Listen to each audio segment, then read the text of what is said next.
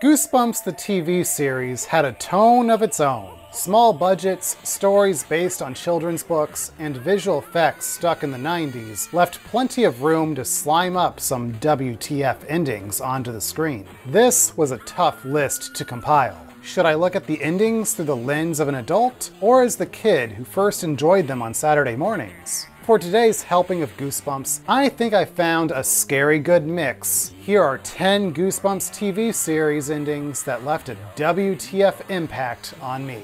One of the classic Goosebumps twist endings belongs to The Girl Who Cried Monster. Lucy Dark discovers Mr. Mortman, her local librarian, is in actuality a bug-eating, child-hunting monster. Nobody believes her. Not her friends, her brother, her parents. At first, Mr. and Mrs. Dark invite Mortman over for dinner. Literally. Excuse me?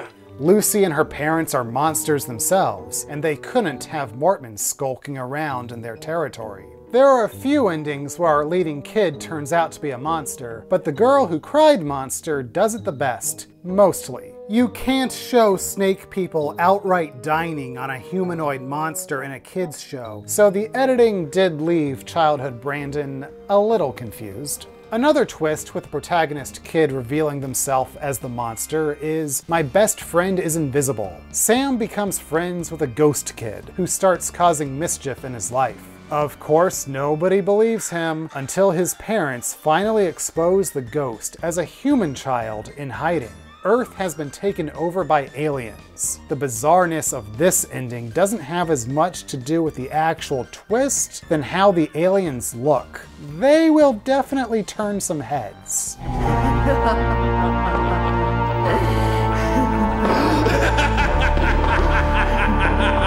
Just because Goosebumps is intended for children doesn't mean things can't get a little dark in the end. Many twist endings naturally have shades of darkness, but Goosebumps, for the most part, mixes in some humor or ridiculousness. Click, however, is completely humorless with its final moments. Throughout the half hour, Seth is corrupted by the handheld power of a universal remote that controls his surroundings. After hitting the power button and turning off the world around him, he is stuck in a black void as the batteries die.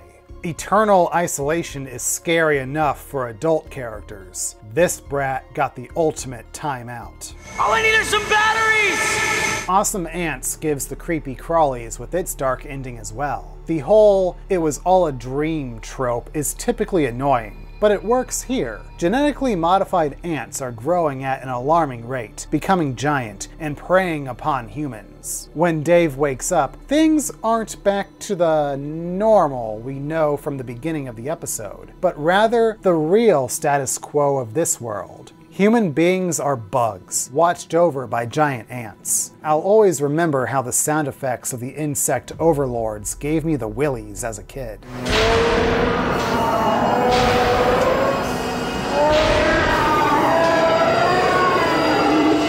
The Cuckoo Clock of Doom makes us question our lead's intentions.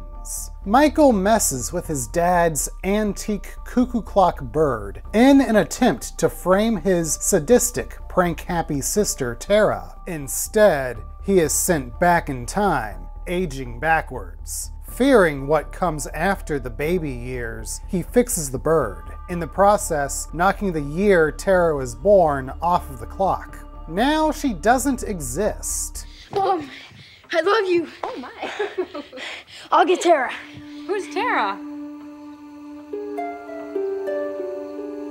He says he will go back and save her from oblivion, and Michael deserves a break from his younger sibling, but come on. Do we really believe him? Between you and me, to this day, I don't believe Tara has been pulled back into reality.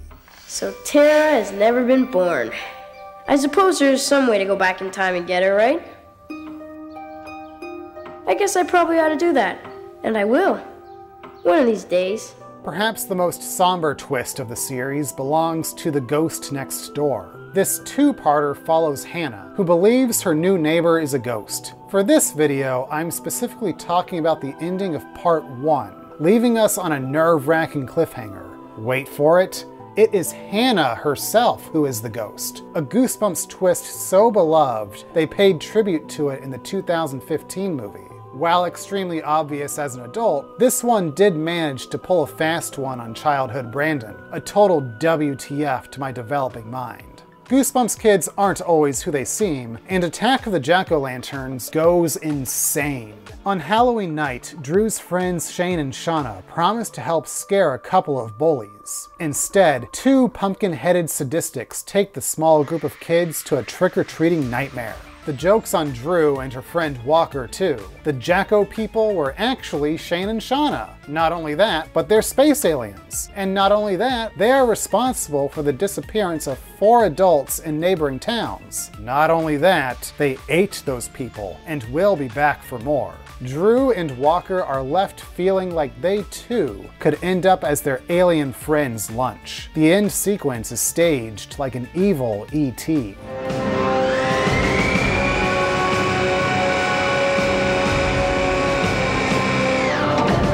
Some quick WTF final moments are the goofily bad visual effects of Teacher's Pet and Be Careful What You Wish For. Of course, I don't hold these effects against my enjoyment of the episodes, but I can't resist the nostalgia of looking back at some transformations that seem humorous by today's standards. Teacher's Pet fits our antagonist's head onto the body of a fly. Look at that stretched out, morphed cranium. Help us indeed. Truthfully, even as a kid, that shot looked off to me. Be Careful What You Wish For also transforms our antagonist, but into a lifeless statue.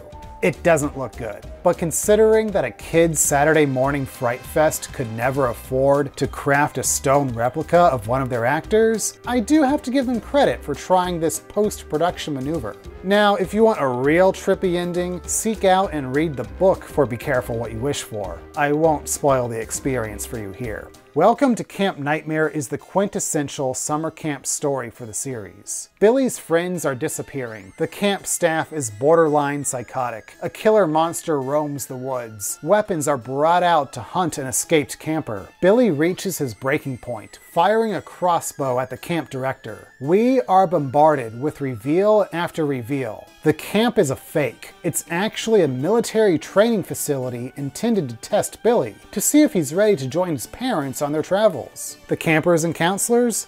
All actors. Injuries and disappearances were staged. Saber, the monster, is no more than an animatronic head. Lastly, to cap it all off, Billy and his parents are traveling to the dangerous planet of Earth. We've been watching aliens the whole time. Welcome to Camp Nightmare is one of the earliest WTF endings I witnessed as a child, and its nonchalantness about the whole thing still makes me say, WTF. There are many more WTF Goosebumps endings than what I mentioned today, and each of them deserves more recognition than I could ever express in a short video. But this 10-ending compilation was a blast to put together. A huge thank you is in order for Monster Morgue viewer Anime Knight 8958 for requesting this video and sending me on this Goosebumps adventure. I know Goosebumps has reached a countless number of kids in the 90s. Which endings have impacted you all the most? But I wouldn't eat all that candy. It might fatten you up. And we will be back next year. 2 feet again. Happy Halloween.